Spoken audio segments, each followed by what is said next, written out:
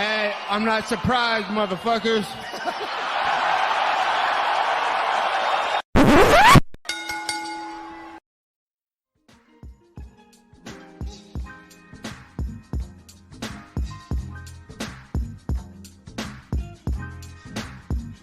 What is up, ladies and gentlemen? Welcome back to the Courtside Soundoff podcast. Once again, I'm Josh Evanoff. As always, welcome by the one and only man of the hour, too sweet to be sour. It is Angel Ortega. A lot of stuff to talk about this week, obviously, is UFC 281 fight week. We also have a massive fight going down this Sunday. Floyd Mayweather is going to get knocked out by the GOAT, Deji. Before we get into all that action, as always, we are brought to you by Rogue Energy. If you want 10% off your order at RogueEnergy.com, use the code SOUNDOFF at checkout. It's code SOUNDOFF at checkout for 10% off of all your energy needs. Holidays are coming up, folks. If you want to go ahead and get someone, just honestly, like a nice little, I understand it's like a gaming drink, but at the same time, they kind of incorporate more stuff into like people that are active outside. I use it when I go to the gym. It's a multi-purpose, guys. RogueEnergy.com, code SOUNDOFF, 10% off. Also, if you want to get somebody something for the holidays, you can go to ELYXR.com. ELYXR is currently one of the leading distributors of Delta 8, 9, 10 products. The lab tested products include vapes, gummies, joints, gels, among other things. Please check your local laws in order to ensure that you're in a state where ELYXR can ship to you. For fans of the Courtside Soundoff podcast, ELYXR is allowing 10% off with the code SOUNDOFF at checkout. It's code SOUNDOFF at checkout for 10% all of your Delta 8 from ELYXR. They obviously have more than just Delta 8. Angel, I believe you're going to give your review probably next week of ELYXR on the show, correct? I hope I do it live.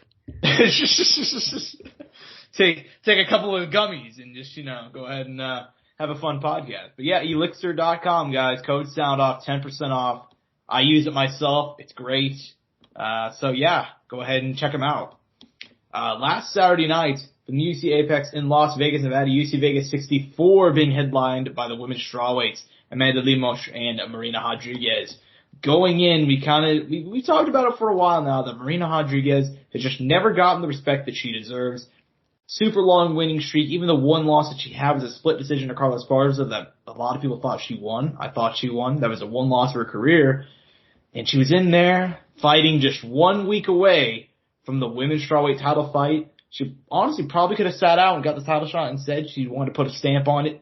And instead, she loses her title shot with a third round stoppage. Amanda Lemos should get in the TKO. Not without controversy. I will say that some people did think the stoppage was a little bit early. So, Angel, what do you think about the performance, ultimately, from Amanda Lemos coming in as the underdog, getting the stoppage? What do you think about the actual stoppage itself, though? I don't have like a crazy big issue with it.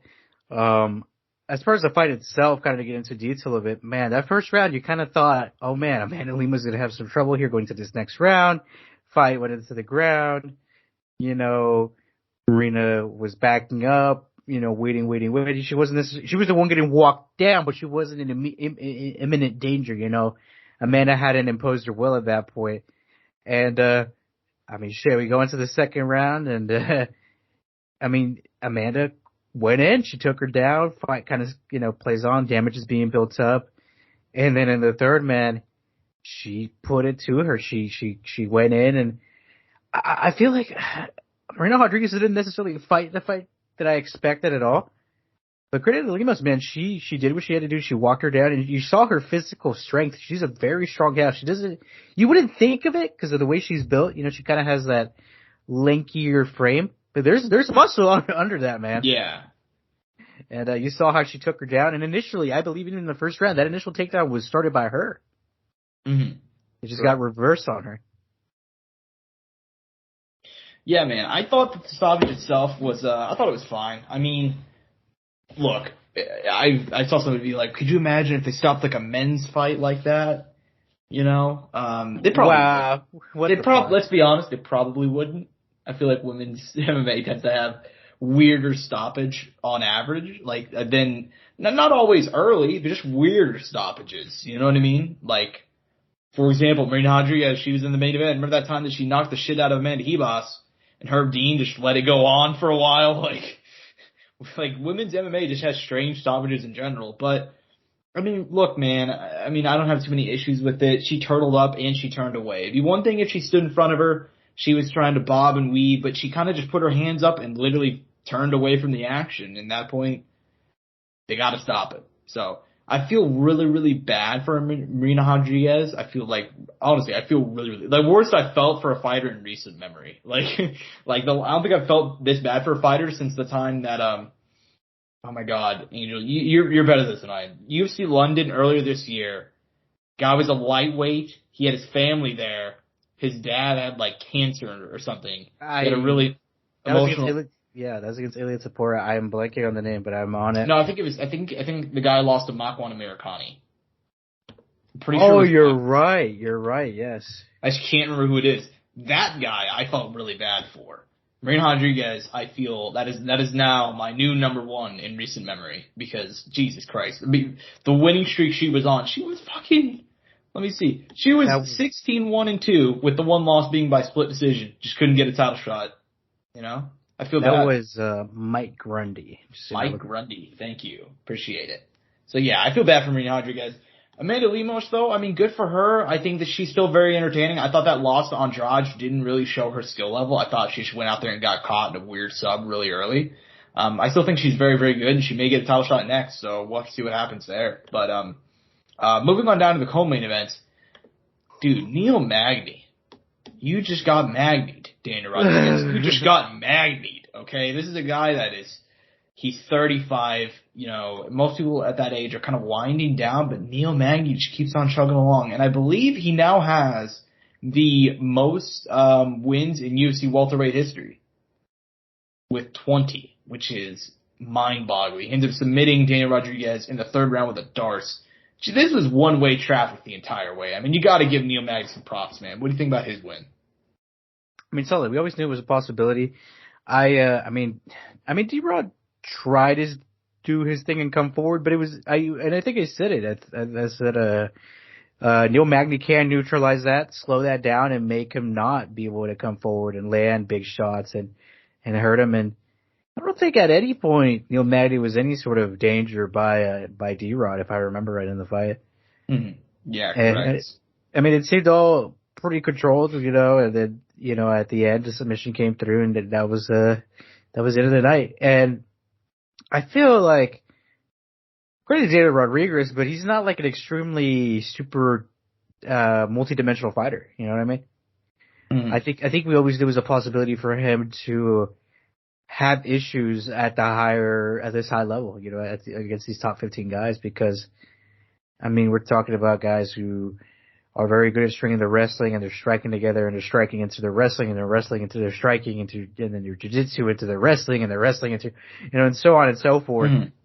And a guy like Neil Magny, man, who has a fucking engine, is well-rounded, is capable of throwing a variety of combinations at times, and I mean, it was going to be a tough fight no matter what. I was like, I want to see if D-Rod could keep it going. And I got on the hype train, and it ended up biting me in the ass against the picks, but I was like, you never know, man. I thought he was taking advantage of this opportunity he was given, where he beat the Leech and take it forward, because the win over Neil Magny would have been everything, you know, especially at this weight class. I mean, he probably would have got pushed pretty hard in another fight, another high-ranking opponent. Who knows? Maybe, I mean, I want to speak out of pocket here. Maybe Gilbert Burns or someone like that, right? Mm-hmm. Not that far away from that, anyway. A fight like that. Yeah, at least like that. Yeah. I mean, I kind of feel for D-Rod. I really do. But at the same time, dude, I got to go ahead and give some props to Neil Magny. I mean, this is a guy, like I said it earlier, like at his age, 35, long time, like he's been in the UFC, man, for over a decade now, you know? So he's been around for a long time, and he's not getting better. I feel like he's probably stagnant at this point in his career, but he's still that goddamn good. And I honestly, he's one of the most consistent guys in the UFC, and I couldn't be happier for him to go out and pick up the win. I feel for D-Rod, because this is a guy that, you know, I use this example with, just fought Max Griffin. I use this example with him, but like, Dana Rodriguez is 35 now as well, but he did not have the heights that Neil Magny did. He's just now getting on top of things and maximizing his potential to go ahead and try and make a run. This puts a bit of a, you know, puts a bit of a damper on things for him for right now. But he still has a lot of skill, man, and I'm just happy to see him back. I mean, the fact that we lost him for over a year, with all those injuries. I'm happy that he's back. I'm happy that he's active. And this is not the last time we'll be hearing about Daniel D-Rod Rodriguez. So he'll be back soon, I'm sure. But as far as the rest of the card goes, man, pretty good. Only 2 decisions on the card. However, one of those finishes, we got to go and talk about. It was one down from the co-main event. So Shylin, I'm not going to try and pronounce this kid's name. I went over last week, didn't even bother. Taking on Derek Minner. This is the first UFC fight that has been investigated since Leo Kuntz versus Bang. I can't remember Tae-Young Bang. I think that was back in 2017. This fight is now under investigation because the betting lines flipped dramatically just hours before the fight. I believe that it went from I think Shylin was a minus 140 all the way up to a minus 400 in the span of an hour and a half. So, essentially that, word leaked that Derek Minner was hurt and that his leg was likely injured and he proceeded to go out there and throw a couple of leg kicks and body kicks, collapsed immediately, got TKO'd.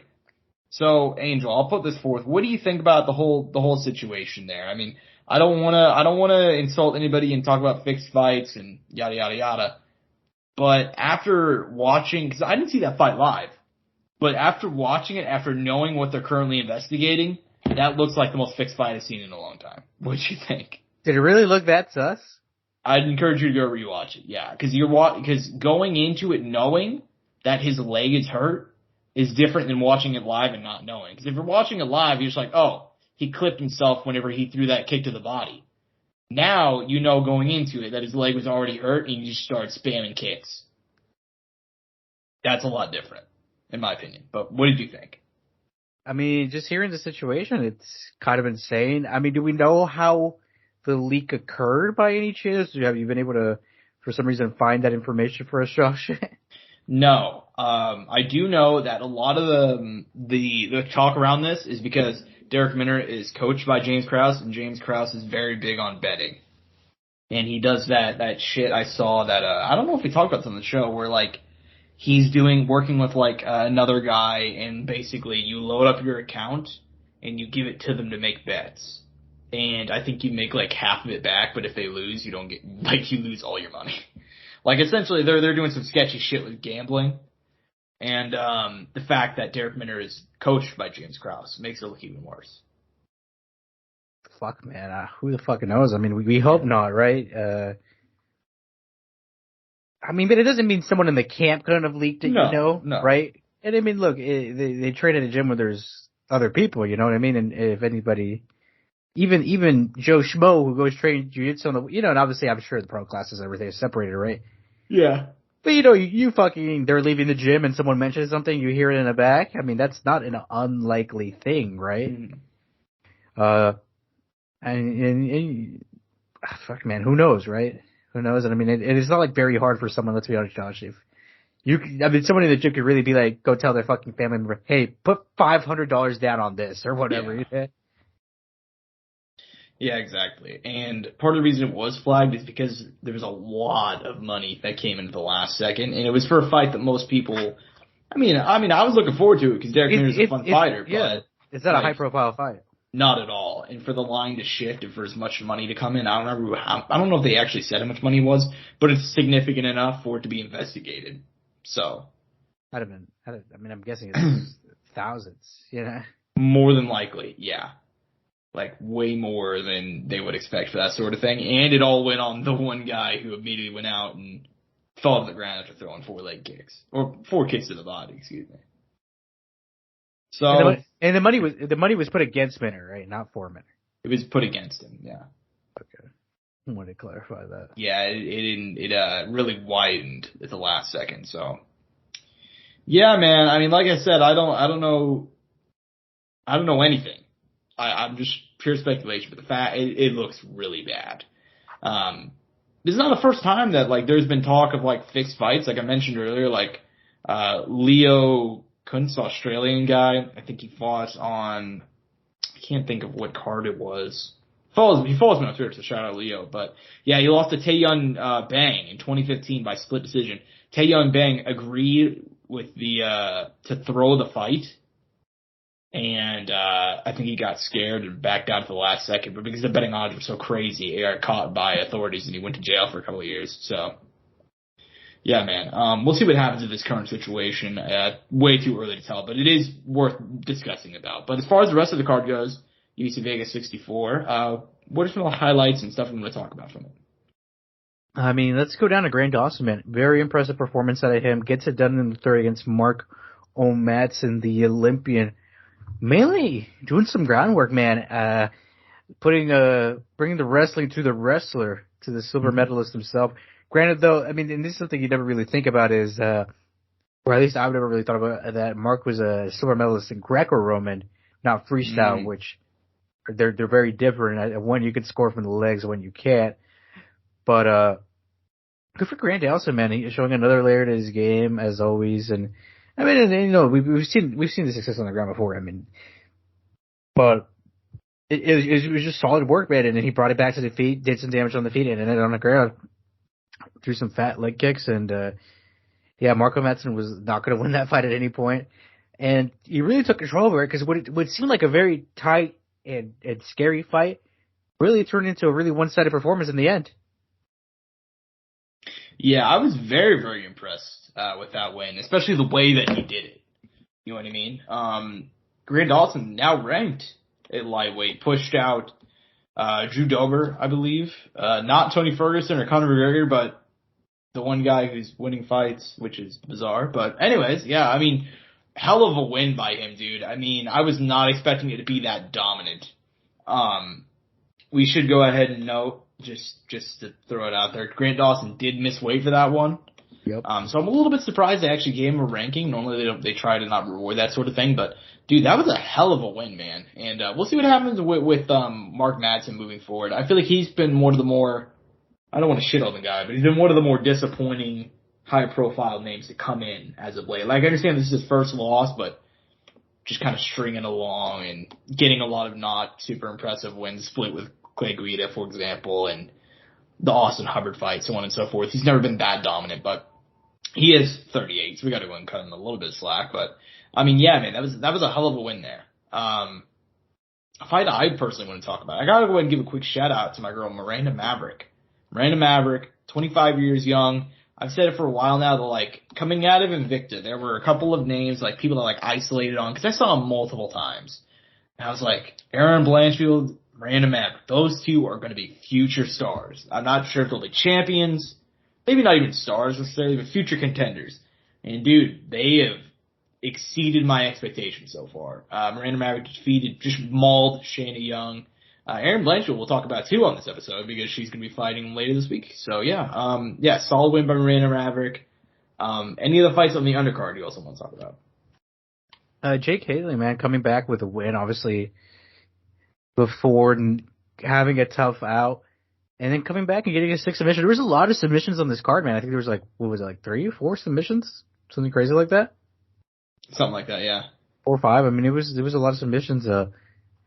We don't get a lot of nights like that, you know? Yeah, not too often. Mm-hmm. But yeah, man. I mean, it was a really fun card. I mean, speaking of submissions, Jake Hadley, hell of a submission, early on in the card, triangle choke.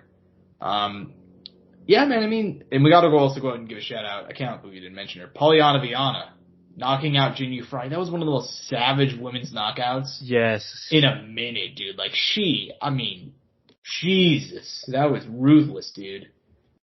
So we gotta go ahead and give a shout out to her. Also, Polyana Viana, becoming quite the great Twitter follow. If anybody's on there, she's quite fun. Not gonna get into any specifics. You can find out yourself. But yeah, go ahead and follow her. Mario Bautista, also on the prelims, getting a knockout of Benito Lopez. I remember whenever Mario Bautista came in and he got immediately finished by Corey Sandhagen, I remember thinking, well, you know, he's gonna be one of those guys like Chris Mutino, where he just comes in and just easily gets finished and he's out within like 6 months. No, man, this kid's he's turned it around, man. He's on a 3-5 winning streak, 5 of his last 6. I mean, you gotta go and give some props to Mario Bautista. He's a kid who came in with not a whole lot of hype, but he's doing some good work in there. So, yeah, props to him, man. Props to him. But any other thoughts on this before we move on to the big event of the week? No, man. I mean, it was an all right card. It was fun. There was a lot of finishes. I'll call it as it is. But I mean, it's pay-per-view week, and nothing could ever come up against the pay-per-view. So let's get right into it. Mm-hmm. Yeah, man. Let's go. We got Floyd Mayweather. No, I'm joking.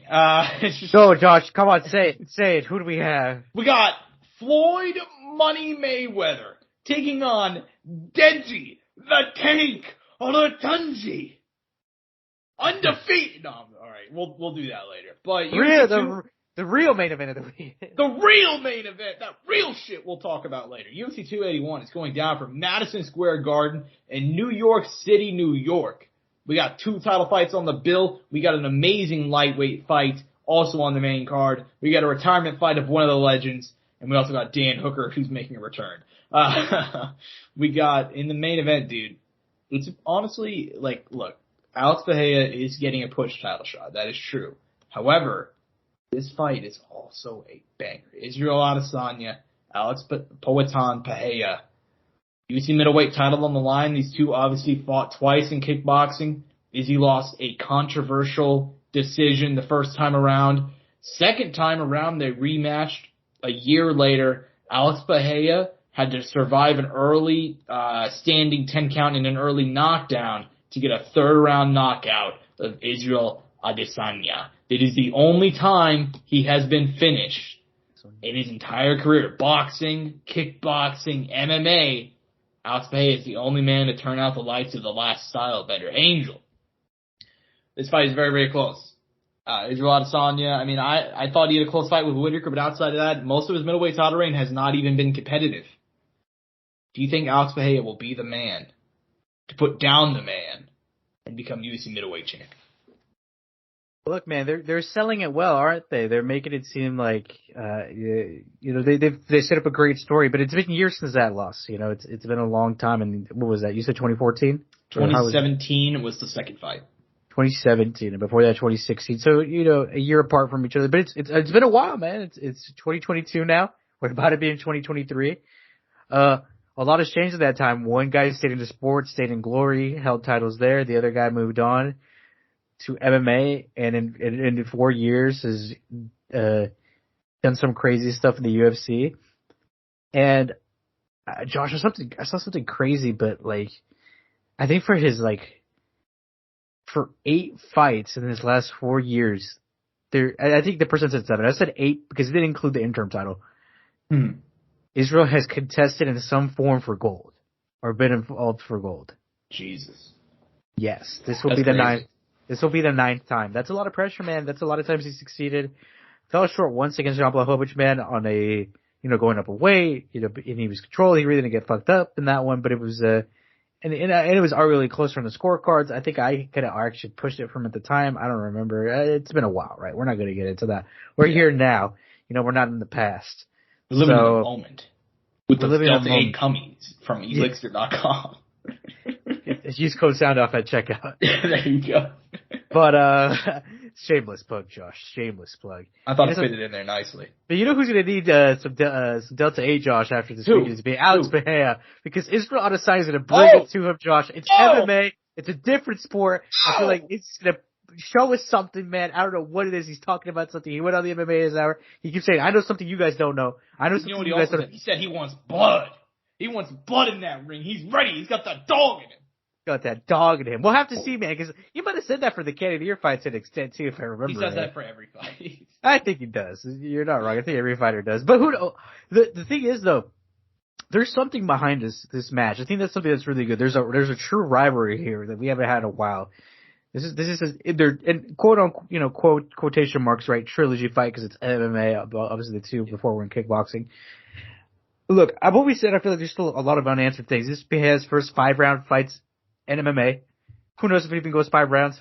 The rounds are longer in MMA than they are in kickboxing. It's something I brought up to you. He's a big guy. He's a big frame. We see how much he weighs. I'm curious to see, does he gas? I'm curious to see if there's some stuff like that goes down. I mean, things that haven't really been mentioned that I think will play a factor at some point. If they do, they might not.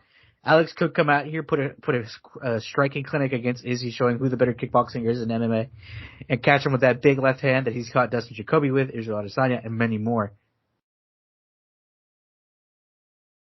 Yeah, man, this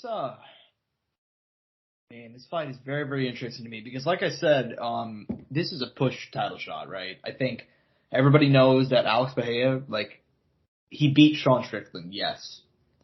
But Sean Strickland is by far the best matchup for Alex Bahia. They picked the one guy that was way too passionate about his stand-up, even though it's not that incredible to stand with the former kickboxing champion. Sean Strickland could have out-wrestled him, but he's way too prideful, to do that. So we get knocked the fuck out in 2 minutes and some change. So, I think we've kind of talked about in the past, I think Whitaker beats him. I feel like there's a lot of guys have been a weight. I think Vettori beats him just because he's impossible to knock out, that big old head it is, I think a lot of guys beat Alex Bahia. But does Israel Adesanya beat Alex Bahia? They're both strikers. They have history. That's what makes it interesting. I am going to go ahead and go with Israel Adesanya to retain. I think this is going to be a very interesting fight early, but I think over the course of the fight, we're going to see that Alex Bahia has never competed in even kickboxing is, if I remember correctly, isn't kickboxing 5 3-minute rounds at the top level? Something like that. I'm not sure off the top of my head. Yeah. Oh, yeah. I looked it up. So it's 5 3-minute rounds for a championship fight. He's going to be doing 5 5s. And even in the training room, you can do all you can, but until you're in that moment, it's so much different, dude. So I think early, Alex Bahia may have some success, but I think over the course of the fight, Adesanya is going to break him down. I don't think he's going to take too many risks. I think he's going to be smart with it. And I think he's going to go ahead and win by decision or very, very late stoppage. But I think Adesanya is going to go out there and try and make a point. Because I feel like he's a guy that he says that, the talk doesn't affect him and, oh, I'm piecing up these guys. You guys don't know what you're seeing, yada, yada, yada, yelling at the media. Oh, you can't do my job. I can do your yada, yada, yada, the whole thing. He's still very, very good. And I think he's going to go out there and try and remind you. I think he's going to try and have a Roy Jones, you almost forgot moment. But that's what he's going to try and do. So I'm going to go and take Israel Adesanya to retain. Co-main event. Very, very interesting fight. And by very, very interesting, I mean Zhang Weili is a 5-1 favorite to defeat the champion Carla Esparza and to retake the women's strawweight title. The top of the women's strawweight division is just the same people fighting for the belt over and over and over again. I feel like I like it. It's a fun division, but that's what it is. Carla Esparza obviously won the title in May by split decision, beating Rose Namajunas in the weirdest fight of all time. Prior to that, though, she did have a 5-fight winning streak, and including names like Yan Xiaonan, Marina Rodriguez, Michelle Waterson, Alexa Grasso, Vernicelli de Roba. That's not even including her other wins previously in her career, Cynthia Calvillo, Juliana Lima, Rose Namajunas, Beck Rawlings. She's beaten a lot of good people, but she never seems to get the respect she deserves. She can get that respect if she beats Zhang Weili this weekend. Former champion, coming off of that ruthless knockout of Joanna Jędrzejczyk, we're sending the former Polish champion into retirement. Dude, this fight is very, very interesting to me for a variety of reasons. I feel like everybody's just kind of thinking oh yeah, Zhang Weili's going to steamroll her, which is a very reasonable possibility. I'm not going to say it's not. But this fight is very, very interesting to me. What do you think about it?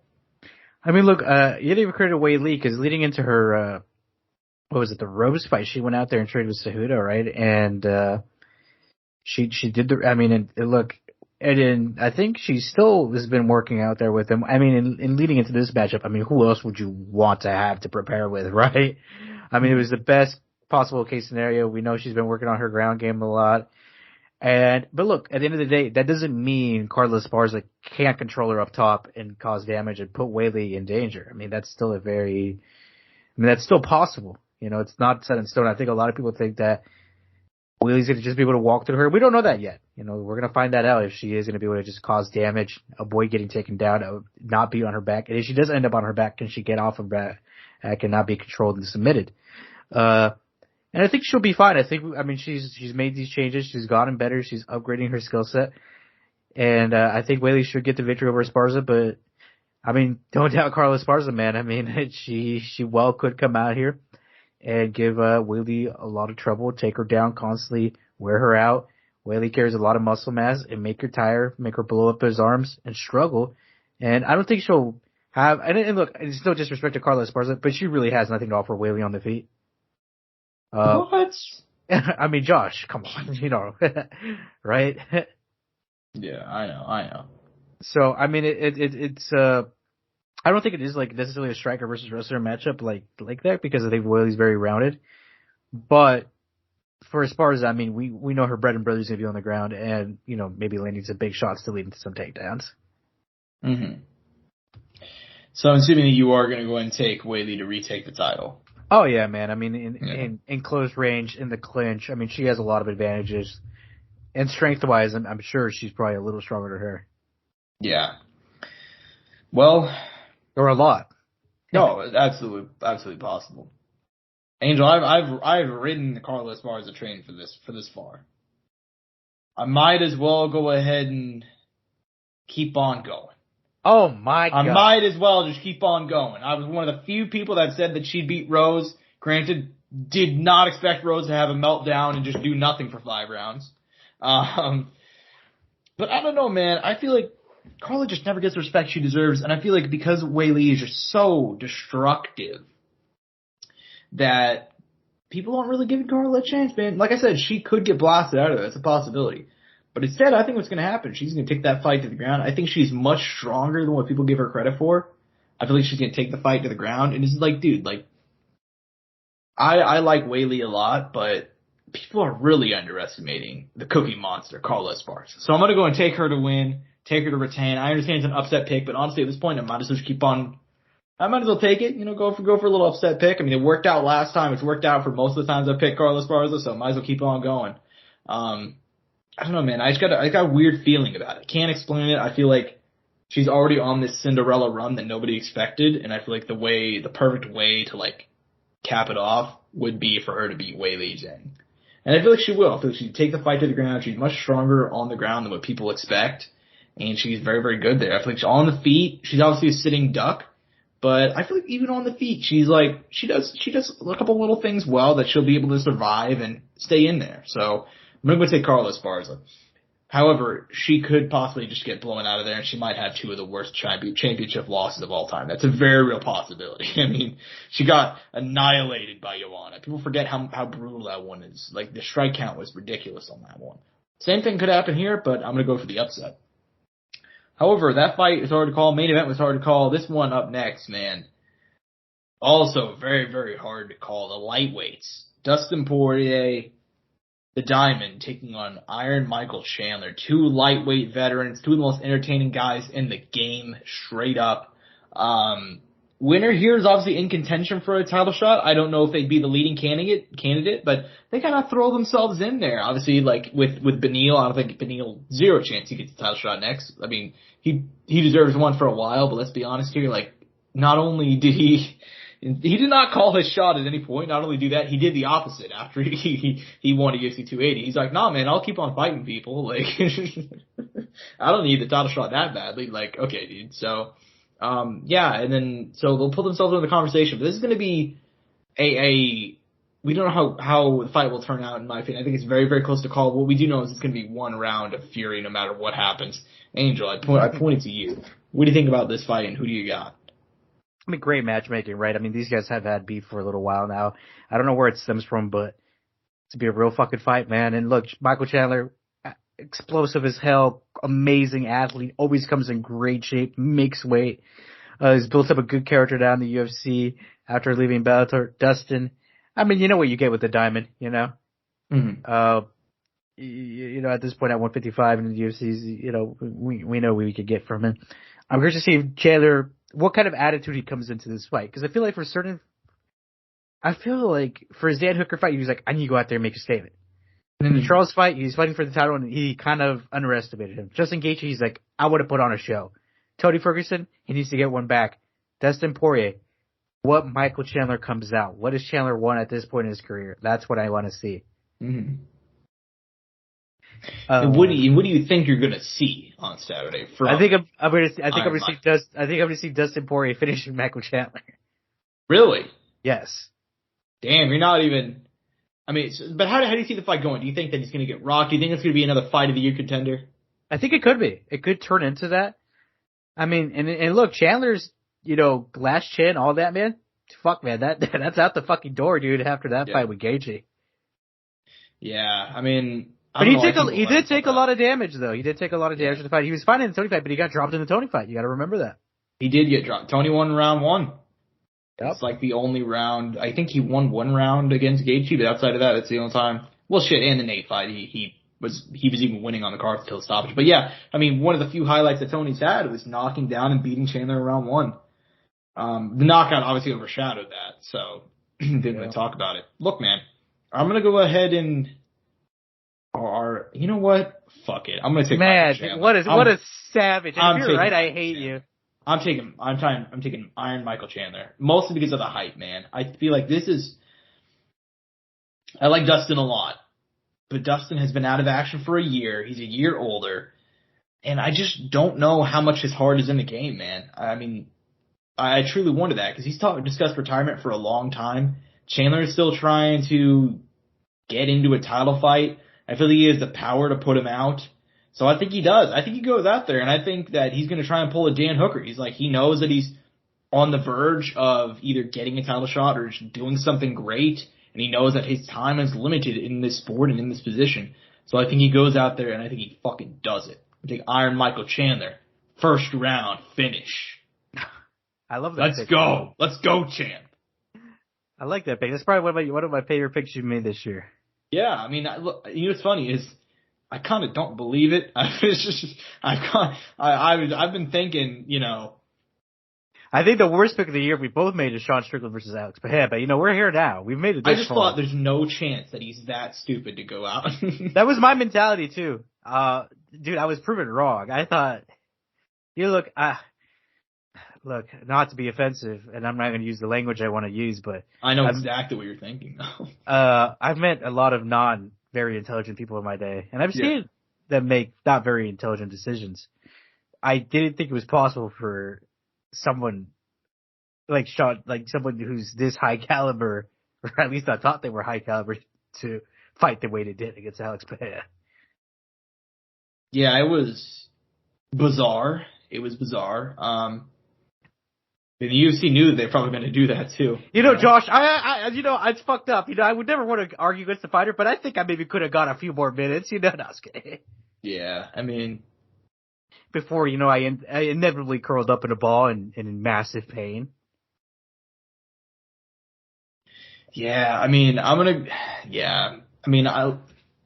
that fight is just crazy to me. I still can't believe he did that, dude. I remember watching in awe. Like, I'm like, what the fuck is he doing? Dude, I was ready to train hard too. I was like, dude, I have full faith in Sean Strickland, dude. I kept making sure on the show, because he was on his win streak now, and it was before he was, going crazy on the media and shit. Like, I was on that shit. I agree. And what's interesting is that, I mean, Jesus Christ, man. And he just went out there and decided to, I very rarely I don't judge a lot of fighter strategies because I've never been in there. I've never had an MMA fight. I've never been a coach. I don't have that experience. But even then, I'm like, man, I would be shooting for my life right now. What the fuck is he doing? And he goes out and gets annihilated in 2 minutes. Like, he didn't even bother. He didn't even feign to take down at any time. So yeah, that fight was ridiculous. But yeah, to kind of reel it back in. Yeah, man, I'm gonna go and take Michael Chandler for the upset. I don't even know if he'll actually do it. Just, it'd be really, really entertaining if he does. You know what I mean? So I'm gonna go ahead and take him. I mean, he could murk him. I mean, let's be honest here. Poirier, he's not the fastest starter, and he's been out of action for a year. So I'm gonna, let's go for it. That's how I'm feeling about it. But he's got that dog in him. He does have that. They both got that dog. They both have that. Fight so fun. Yeah. You're right about that. They both have that dog. That dog in them. But yeah, man, time to go ahead and move on, because the retirement of a legend happening on this card, UFC 281, the bantamweight legend, which is still weird that he's a bantamweight. Frankie the Answer Edgar, former lightweight champion, former featherweight title challenger, been ranked at 3 weight classes, one of the all-time greats. He'll be calling it a day in his hometown in Madison Square Garden, where he's fought many times. and taking on the rising Chris Gutierrez El Guapo, who we've talked about in the past on a great winning streak, the most low-key one in the UFC, finally getting not only a big shot, but he's going to be the man to retire Frankie Edgar. What do you think about this fight, man? Do you think that, obviously this one's very, very close. We've never seen Chris Gutierrez fight anybody of Frankie Edgar's caliber. What do you think? Banger of a fight, man. Chris Gutierrez, though, his camp has gone in two legends because I'm forgetting one of his teammates' names who fought Cub Swanson. His name is slipping my mind right now, but they come from the same camp. Yeah, I know you're talking about. He just fought. And he got Cub Swanson, and now he's getting Frankie Edgar. It's kind of crazy how they both got these older guys who are legends. But look, we mentioned it on the show, like you said, low key win streak. Coming up, he's getting a shot against Frankie Edgar. I don't think he's in the rankings now, right? But he'll definitely be in the rankings after this, taking Frankie's spot. Mm-hmm.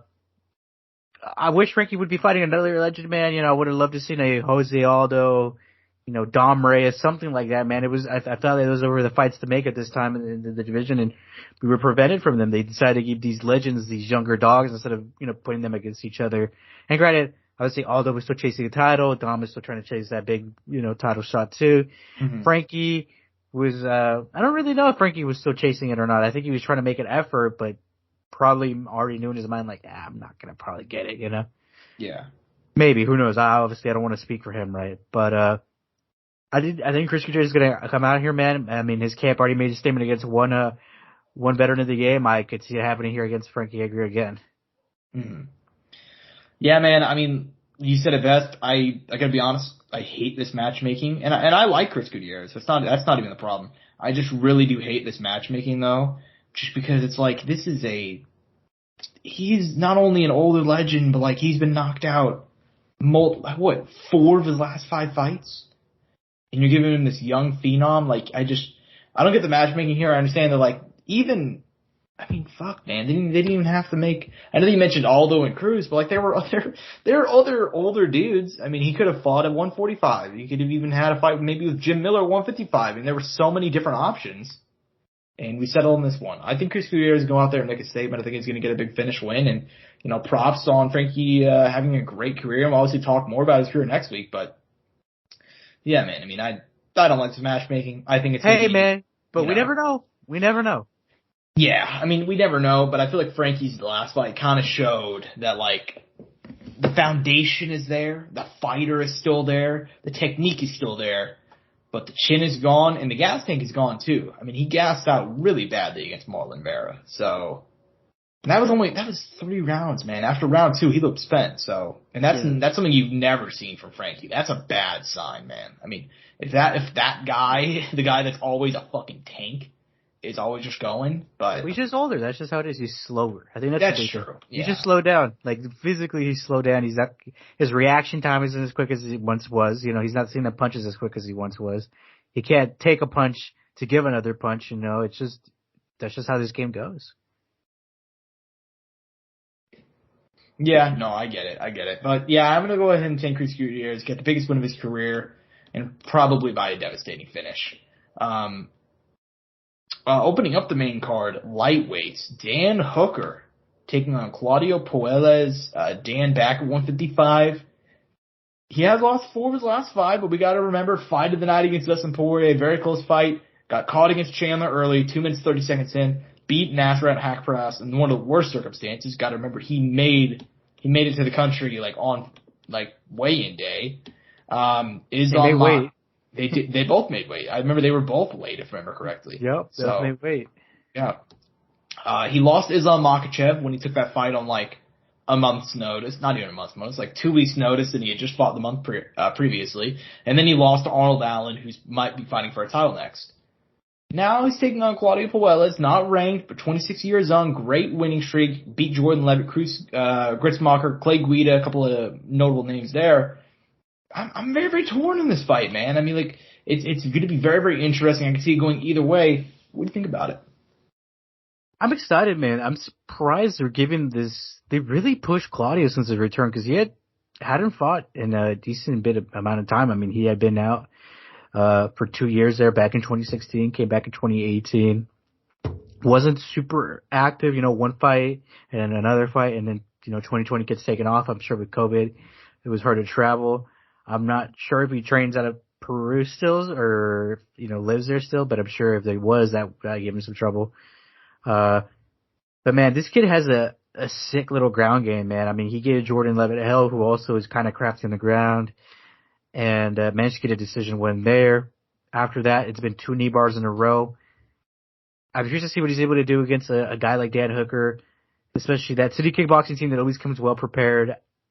And Dan Hooker, man, for all accounts, has kind of been a letdown lately, right? But I mean, there's a lot that factors into it: weight changes, hard matchmaking, short notice here, and even with his win, obviously his opponent had to make, also short notice. I think he had a loss in the family as well. I mean, it was just, there's a lot of things leading into it. And I mean, the last time I felt like we saw Dan Hooker at his best, like you said, was probably that Dustin Poirier fight.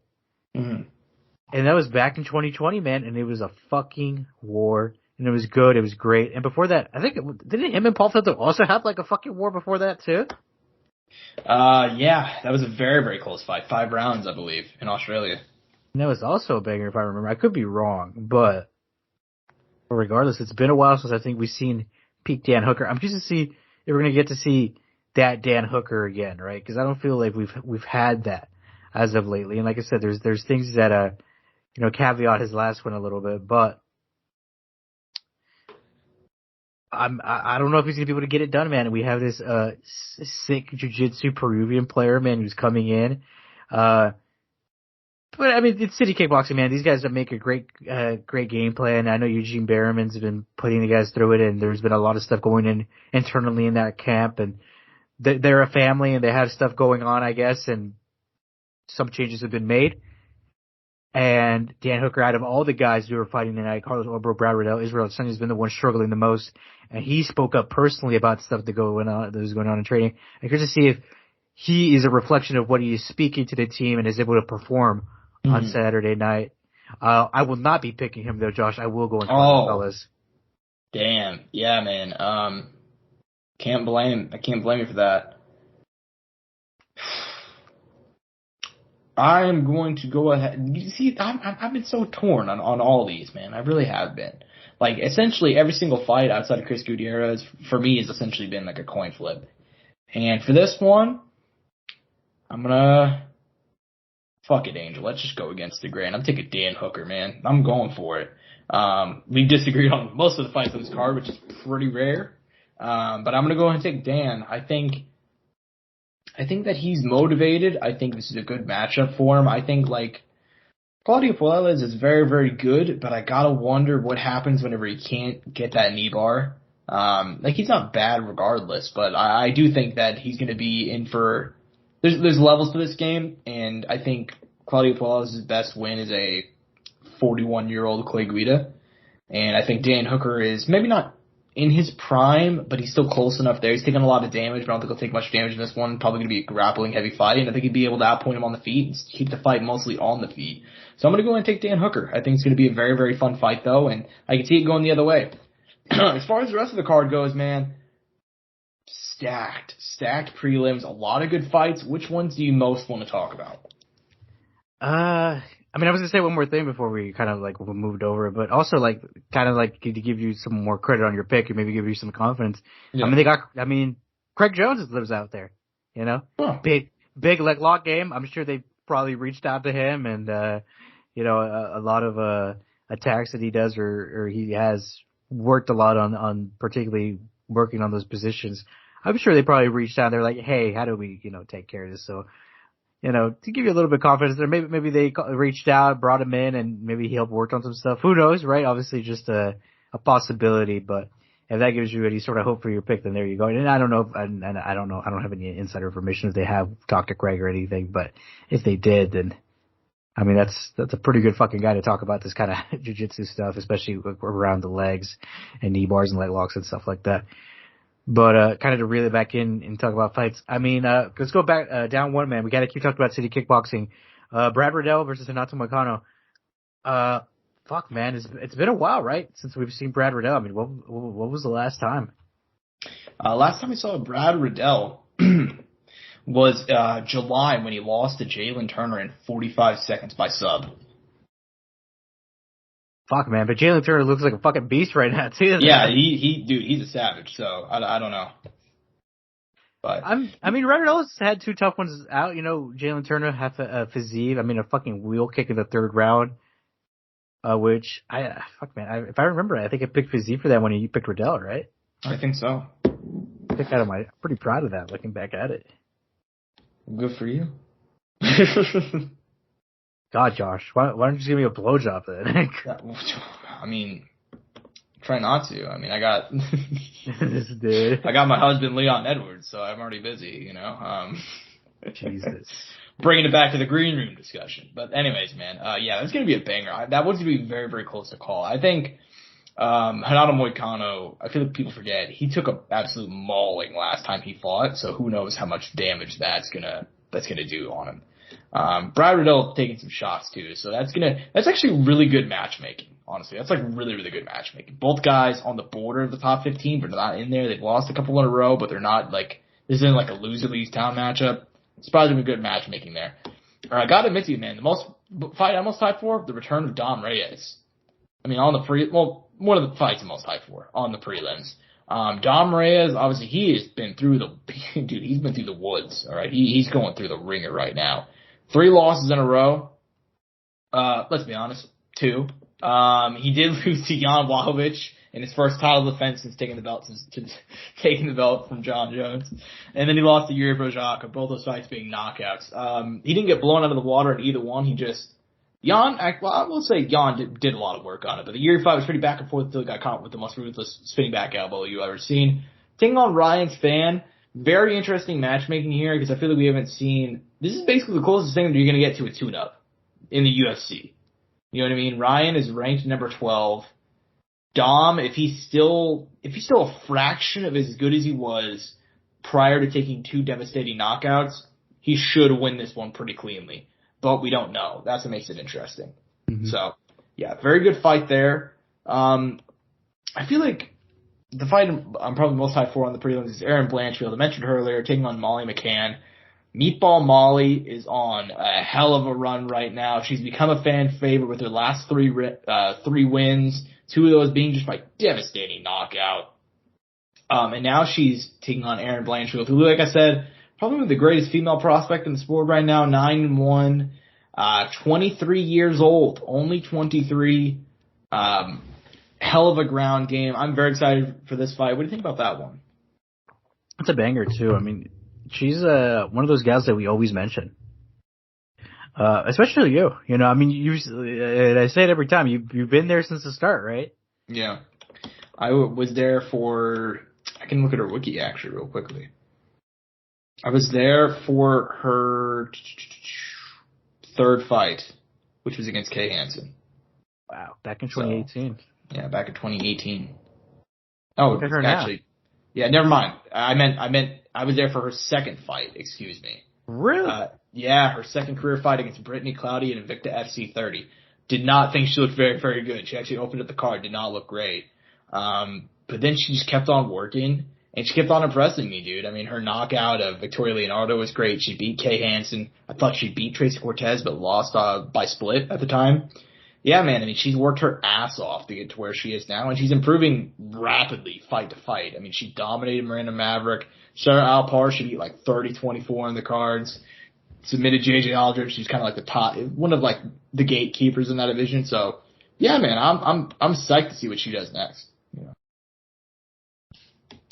But, yeah, man, as far as the rest of the card goes, I mean, what are some other ones you're most looking forward to on the early prelims? Oh, man. Carlos Holberg, man, opening up the whole thing, against Nicholas Negramano? Gotta give it a You good be try. careful. Hey, man, I gave it a pretty good try. That's a Romanian last name. Yeah. I mean, last time out, man, Nicholas getting a sick finish over Igor Pucheria? I'm giving my best here for these names. Dude, you're killing it. You got that dog in there right now. Before that, a split over Kennedy Njibuku, who's a guy I love a lot. I have a lot of hope for him. I hope he continues to grow in the sport. Hard one for Olberg, man, because only 6-1. He looked, he got a nice win last time against the Nichiwuki. Big finish in the first round. Before that, got one over Faber Sharan because he lost to Nichiwuki because he gassed hard but looked fucking great in that first round, or at least put a lot on him in that first round. So let's see if he can keep it rolling. Maybe get the 7th win here and have a nice, round out the record nice at a nice 7-1. But he's a tough fucking fight ahead of him. Mm-hmm. Yeah, dude, that's opening up the card, and that is such a good location for that fight because those two dudes are going to go out there and bang. Obviously, Carlos Olberg, let's go ahead and call it for what it is, the most handsome man in the UFC. We got to give it to him, Angel. I'm just saying, we got to give it to him. It's him or Drew Dober, right? I'd go. This is just my type, Angel, but I just dude, the ladies love Drew Dober from what I hear. Yeah. I've heard that as well. I've also heard the same about Carlos Olberg. And the dude comes to bang. So, very excited about that fight, opening up the early prelims. Dude, you know what's gonna be like a low-key banger that like nobody's talking about? Silvana Gomez Juarez taking on our girl Karolina Kokabevich. Karolina's coming off of that awesome sub where she went ahead and retired Felice Herring. Retired. She was retired for a week and a half. She's in BKFC, same as all of them. But Silvana Gomez Juarez is probably the hardest hitting women's fighter I've seen in like a long time. I mean, she lost to Lupita Godinez instantly, but early in her career, obviously that was her first UFC fight. She took that fight on short notice. I believe she even got that fight like the week of. So I don't put that one on her. Vanessa Diamopoulos, she knocked out, but Vanessa was able to recover in time to get the submission win early in the first. And then she knocked the fuck out of Liang Na in June. So Silvana Gomez Juarez is one of the hardest hitting fighters, women's wise, in the UFC. So I'm very excited to see that one. Will it be Karolina taking it to the ground, or Silvana going keeping it on the feet and just knocking her out? That's going to be an excellent fight. Interesting style matchup there.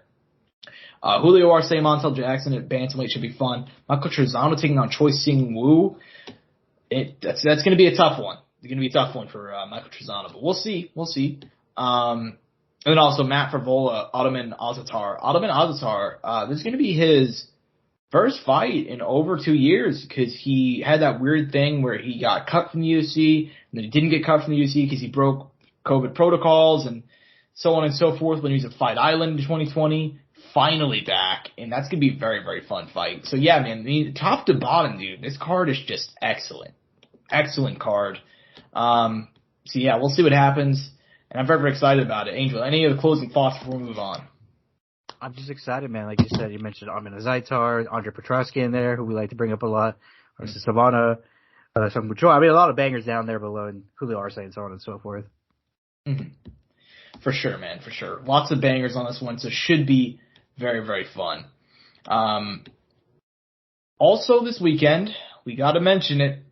Gotta talk about it, Angel. Sunday.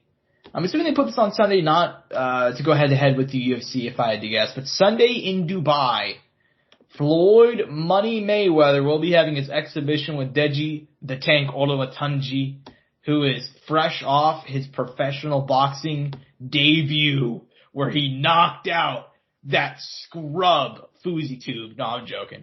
He did beat him ruthlessly though. So, yeah, man, really, I'm just happy for Deji. Never in a million years would I imagine he'd have a fight with Floyd Mayweather for not even 6 rounds, 8 rounds.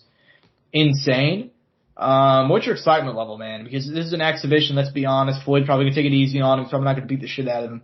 He may. I mean, sometimes he turns it on in these exhibitions, but I mean, what are you expecting? What's your intensity and excitement level for this one? I mean, it's, I mean, how excited can you really get for an exhibition? I mean, it's interesting, right?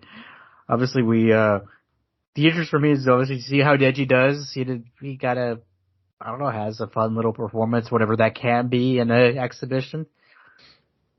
Mm-hmm. But let's be real, the real main event's Paul Bamba versus Tommy Fury, Josh, Oh, you know it. I mean, I don't know what to say, man. First time we lose this? I don't think he will, but from what I've heard, Paul Bamba's got some power. So, I mean, he can make things interesting. I mean, let me look some more up because if I remember correctly, this kid's like he's like 35, but he's a former Marine. I believe he actually was he's like a trainer as well. He's 5-1 with He's pretty badass. 4 knockouts. So, tough dude. I mean, he's coming off a knockout win, in September.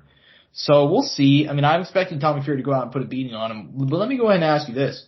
I feel like this entire card is interesting, like top to bottom. Like there's something for everybody. Delphine Persoon is back. She's one of the greatest women's boxers on the planet. Bobby Fish, former WWE, former AEW, now Impact wrestler, who actually used to be a kickboxer, is going to be making his professional boxing debut on this card. Cause he's been calling out CM Punk, funnily enough, since Punk's probably going to be out of AEW. Harley Benz on the undercard, Jack Fincham, Anthony Taylor. There's something for everybody. But here's the big thing, Angel. What's the fight you're most looking forward to? And also, let me go and ask this as well. Why do you think Jake Paul is out in Dubai? Why do you think that? Because KSI will be at this fight. No, because here's the thing. He has storylines with people up and down this card. Tommy Fury, obviously he was scheduled to fight him twice. KSI is going to be there because he's in Deji's corner. Obviously Deji is still, which won't happen, but he's still holding out hope that he'll one day get a rematch with Jake. I mean, why do you think Jake Paul is there? And honestly, what's the fight you're most looking forward to once you go ahead and move past that one? Because Josh, Jake's out there waiting for the greatest moment to happen in boxing career history. He's there to see Deji knock out Floyd Mayweather and call out Deji for the biggest fight in boxing history after Deji beating the greatest boxer of all time. It will be the biggest thing in boxing history. It will sell dozens of pay-per-views. It will be the number one most sold pay-per-view in all of the world, man, of all time. Okay, so what do you really think? I don't know. I think it's just there to kind of see how Tommy does. Maybe see if he has a good performance. Maybe call him out. Maybe have some talks out there. Maybe he wants to make a fight out there because of, the money that's available out there. Maybe call out JJ while he's there. Hop up on the mic. Talk about some cup promotion. Who knows? There's a lot of things that you could do. Yeah, man. I mean, I think that's interesting. That's one of the most interesting parts of the card for me because it's not a mistake that Jake ends up, he beats Anderson, and one of his first decisions, he's like, all right, I'm going to go out to Floyd Mayweather versus Deji, where, my longtime rival KSI is going to be there, and Tommy Fury's also going to be there, and so will Deji, a former opponent, and Anthony Taylor, a former teammate. So there is elements all throughout the card. So Jake has the opportunity to set up a fight here, and I think, here's my bold prediction, by the end of this weekend, we will know who Jake Paul is fighting next. Or we will have a very good idea. I don't think anything will be made official, but I think that we're going to go ahead and have, an idea of what's next for him. It's not a mistake. For all, my criticisms of Jake Paul's boxing journey, but I have my fair share of them, that he is a smart guy when it comes to promotion, and him and Nikisa do things very, very well. You know what I mean? They set shit up very, very well. So I think by the end of the weekend, we'll have an idea of who's fighting next.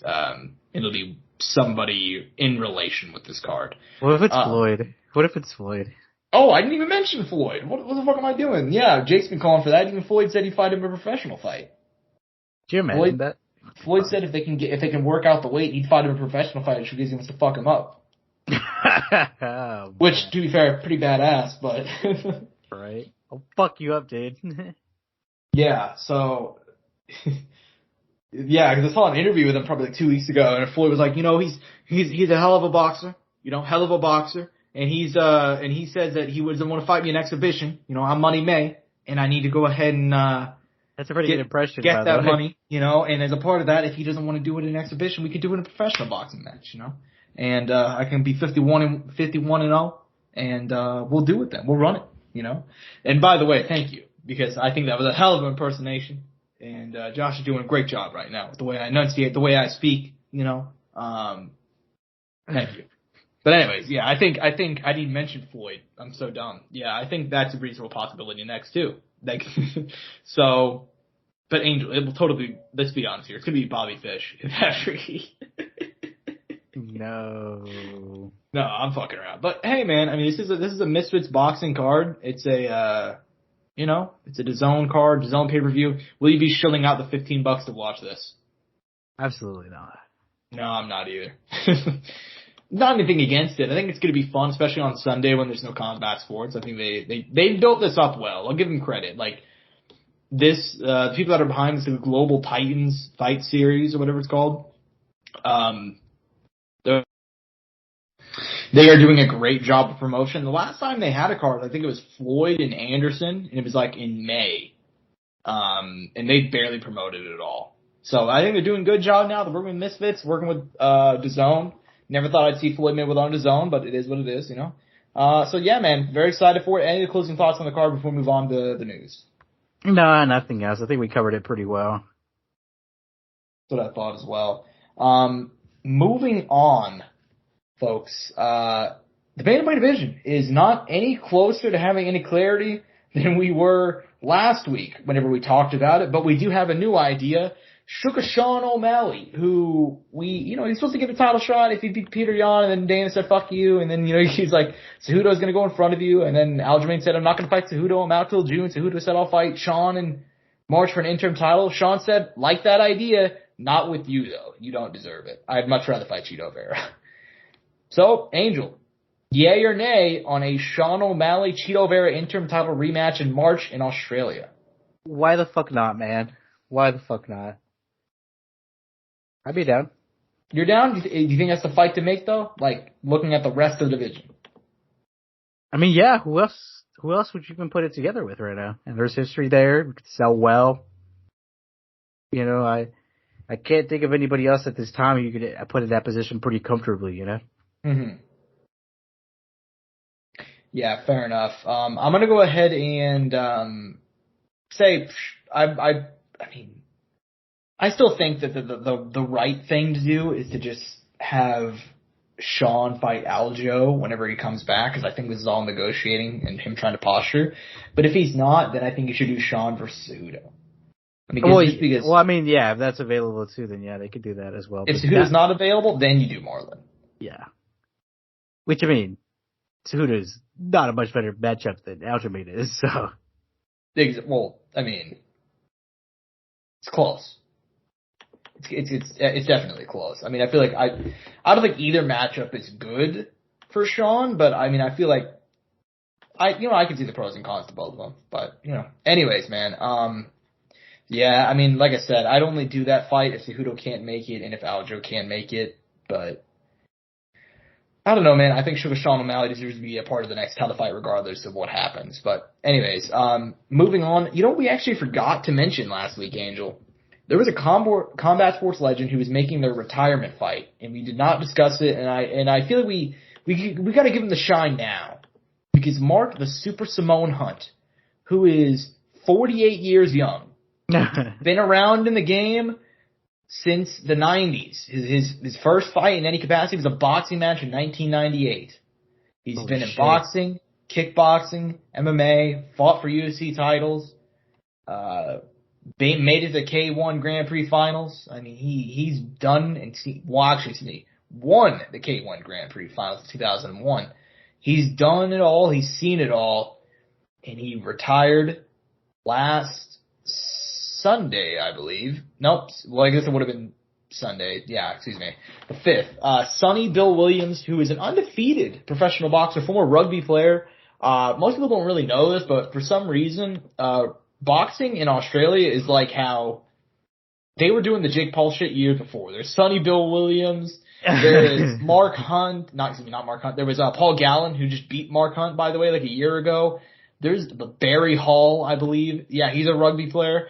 They just all box for some reason. I don't know. But anyways, he was undefeated. He was 9-0. He even beat former, if you guys know the name, Francois Botha, who former champion. He beat him a couple of years ago. Mark Hunt, final fight, huge underdog. He knocks the fuck out of Sonny Bill Williams, man.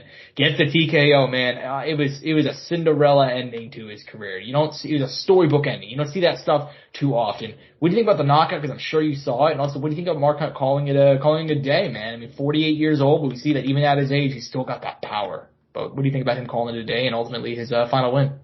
Good for him, man. You always want to see guys end it on a good note, and that's a good way to end it. And he's 48, man. He don't got to do this shit no more. You know what I mean? Yeah. just go home and relax and enjoy retirement.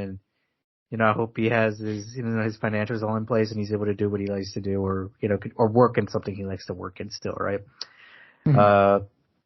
I mean, Josh, he's one of the halves of why this thing exists. This podcast, yeah. One of the first fights I ever saw, Bigfoot Silva, Mark Hunt. I mention it all the time. I mean, obviously it started with Conor knocking out Aldo and fucking seconds, but then it was also preceded by Josh showing me Mark Hunt versus Bigfoot Silva, a highlight that I actually have saved on my watch later on YouTube because I love it that much and it means that much to me. I mean, there's a lot of history behind that fight for myself personally, and these two fighters that I can't, and then now, Josh, you can't see it, man, but I am getting a little emotional, because it's sad, but that's life, man, and I'm happy for him, and like I said, it's good to see him going out on top. Yeah, man. I mean, you said it the best there. I mean, and even just beyond that fight, Mark has been an important figure in so many fighters' careers. I mean, he beat Vanderlei, he beat Mirko whenever both of those guys were near their peaks. Like, that's fucking incredible. Like, granted, Vanderlei much smaller than Mark Hunt. I think he actually weighed like 100 pounds less, or it was like 75 or something crazy. But he still ended Vanderlei's like really, really long winning streak in Pride. He was the guy. Like, he beat Dan Henderson, Sakuraba, Rampage twice by that point. Yuki Kondo. You know who ended that run? Fucking Mark the Super Samoan Hunt. That's who ended that run. And then he beat Mirko whenever Mirko was, I don't want to say Mirko was at his peak, but he was damn near close. I mean, he was 2 fights removed from his fight with Fedor, and it was one of the greatest heavyweight fights of all time. So shout out Fedor. Yeah, shout out Fedor, the GOAT. So yeah, man, Mark Hunt's, he's been there, he's done it all, and props to him, man. I mean, hell of a run. Always been one of my favorites. Always been one of those entertaining guys. For him to go out there and get a win too, in a boxing match nonetheless, because I don't know if people don't really know this, but he fought in boxing before this. He fought Paul Gallen in December 2020. I remember thinking he got fucked in that one. I was like, damn, man, that's probably going to be his last fight. That sucks. But it wasn't. It wasn't. He takes 2 years off, and he goes out there and knocks out Sonny Bill Williams, who is just, I mean, he was a former WBA international champion not that long ago. Like I said, like, he beat Francois Botha. He's beaten a couple of nice guys, and gotta give him props, man. And Mark Hunt, 48 years old, pulling off a massive upset and calling it quits. And I know that he said afterwards, he's like, man, I really like doing this, but I'd love to do this again, but I can't do it anymore. Smart man, dude. Smart man. Yeah, so. Also, on top of that, Josh, he was one of the original people when it comes to being like, specifically in combat or fighting, where the body did not look of what you thought an athlete who competes in combat would look like. Yeah. I mean, he was probably the first guy who broke that barrier, right? Yeah. At least that idea of being like fucking jacked and there were a couple of guys. I know that Butterbean also started in MMA around that time. Funnily enough, they were going to fight each other in Pride, but it didn't happen. But I mean, as far as actually carrying it on and finding success. And exactly. He was one of the guys that showed like, body's not everything, and damn, man, he was good. He was really, really good, We gotta go and give him props, man. I mean, Mark Hunt, one of the most entertaining guys. Well, you know something, Josh? Hopefully his former, dance partner in the Octagon, Bigfoot Silva, takes one out of his book too. Yeah, you know what? That's the guy who really should have retired. Hashtag save Bigfoot. Not that. Hashtag save Bigfoot, man. I mean, he doesn't. I hope to God he doesn't have a fight scheduled right now. I don't think he does. So he should really, really call it quits. I'm happy we didn't see him versus fucking Bigfoot in like Bellator or something like the trilogy. God, that would have been bad for both of them though, in some capacity. That's true. Yeah, man. Huge props to Mark Hunt. Living legend, props to him. Time to move on though, because we do have a couple other things to quickly hit before we back out of this and end the show. Kayla Harrison, who is gonna headline PFL's first pay-per-view later this month in New York, I believe, against Larissa Pachenko. super excited for that fight trilogy. Larissa has won 5 fights in a row by knockout in the first round, so she's done everything she possibly can to make that a big fight. Kayla Harrison making it official, though. She did a couple of interviews earlier this week, and I covered this for BJPen.com. She announced that, the greatest MMA site on the planet, she announced that she is going to be, after her fight with Larissa Pachenko, leaving the tournament format, and she will also be heading down to featherweight. She went ahead and stated that the grind for her, because you don't really think about it, but Kayla Harrison has essentially been fighting nonstop for about 4 years now. She's had 15 fights in 4 years. That's really active, man. And she's always said, like, you know, people will like get mad, like, you know, you don't fight anybody at 155, but like, she's always been like, I'll fight at 145, but I can't do the tournament. Now she's fully making that move. She's heading down. I'm excited to see what happens with her next year. What do you think about this decision to go ahead and leave the tournament format and ultimately make the move down to 145? I think for one, it opens up matchups for her. You know, there's no women basically at 55. There isn't many at 45, but at least it's more than 55. You know. Mm-hmm. So I think that's the big thing too. And obviously, if she's not going to be fighting as regularly as she was before at 55, she'll be able to cut down the weight, feel more be able to make that weight comfortably, rather than having to make that weight consistently. Maybe in a tournament, like if they did decide to do a 45 tournament format, you know, she can do it on her own terms. Mm-hmm.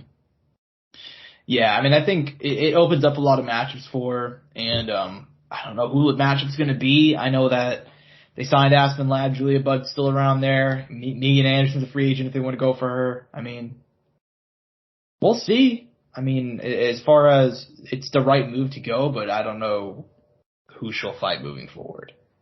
Because most of the 145ers, I think the next tournament's going to be at 145. So there's going to be even less people for her to fight. So, I mean, we'll see what happens. But yeah, I have high hopes for her making the move down to 145. Also speaking of PFL, last topic of the day, Shane Burgos. We've been very, very, very high on him. I was super excited to see his move to the PFL no longer happening. He's supposed to fight on Kayla Harrison versus Larissa Pachenko 3. Let's be on the pay-per-view. Instead, he's going to face Marlon Moraes. Instead, he's out due to injury. We don't know how long he'll be out. And he's actually Marlon Moraes is going to stay on the card and take on Shaman Moraes. Moraes versus Moraes. Actually, they fought all the way back in 2015. Marlon defeated him by third round submission. We'll get to see the rematch. Can you thoughts on this new fight booking and ultimately, what do you think about Shane Burgos pulling out of his PFL debut? Really sucks, man. I mean, I was excited for that matchup. I thought it was going to be fun. It was exciting seeing Marlon fight up a weight class, and now he's not. Apparently, I'm looking at it right now. It says he's going to fight at 35. So, well, shit. Well, curious to see how that goes. But I was excited to see the weight change. Obviously, Shane Burgos' last cut to 145 because he said he was going to be fighting at 155. He's doing the tournament format. So, kind of a letdown, but hey, man, Marlon gets to fight someone he's fought before, especially after having such a kind of, rough time recently. And for his opponent, maybe he could get one back. Mm-hmm. Yeah, man. So, I mean, I think this is a good fight booking. I'm glad that they actually gave. I did not like I was excited for Shane, but I did not like the booking with Marlon. I'll put it like that. Yeah, that's no, I get it. This one makes a lot more sense. I mean, Shane Morales is a good guy, but Marlon, this will be a much more competitive fight. I'll put it like that. This should be way more competitive. And hey, maybe Marlon goes out there and gets a big win, and then, we're right back talking about like, oh shit, maybe Marlon Moraes does have more to offer. So, I feel bad for Shane, but it's probably the right booking that should have been made since the beginning. But anyways, any other thoughts on that or anything else before we close out? No, man, I mean, we covered it very well. I mean, I can't wait to come back for next week's show. Obviously, post pay-per-view, a lot of stuff going on there. Obviously, you talk about Deji out in, not Deji, Jake out in Dubai. I mean, Deji's going to be out there too. And, all the stuff riding with that. And then obviously coming back next week for another fun card. I believe is it Louis Spivak? I could be wrong, but the Black Beast returns. And then Bellator 288, we get a conclusion to Nemkov versus Anderson 2. Along with the title online for Pitbull versus Usman and Magomedov. Let's see if he actually holds it down at 155 like he's been claiming. But that's next week.